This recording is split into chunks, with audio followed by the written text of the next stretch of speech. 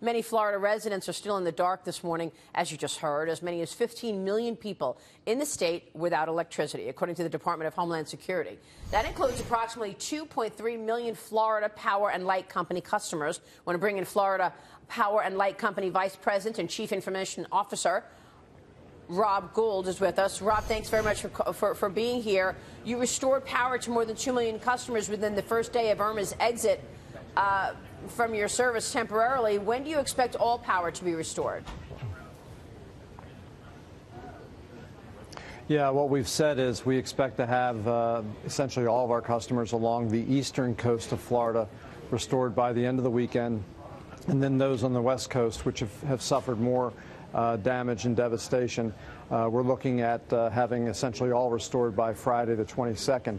I will tell you, it may not seem like some small solace to those that are still out of service, but we've restored nearly 60% of our 4.4 million customers who were impacted by this storm. And when you compare that to Wilma, which is the benchmark for many folks, especially on the West Coast in 2005, we're restoring power at a 4-to-1 clip faster than we did during Wilma.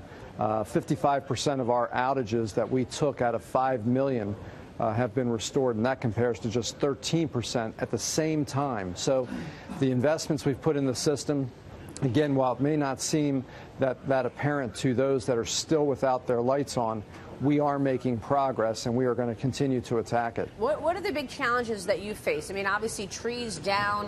What are the sort of practical challenges that are in the way here in terms of full restoration?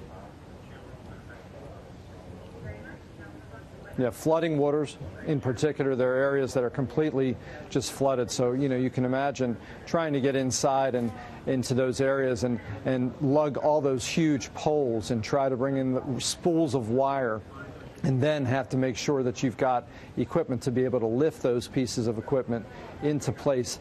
We can put all the technology into the system that we have today, but at the end of the day, it's still a portion of manual labor that gets this job done. Yeah. And you can't avoid that. So we've got an army of about 20,000 folks that are out there hard working, and they're going to work 24/7. But that is the big challenge. And also the other thing is, frankly, we've got millions of people that are coming back into the state.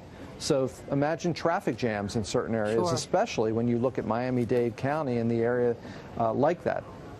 All right, well, we are wishing you well. Thanks very much, Rob, for giving us the update. We'll be watching.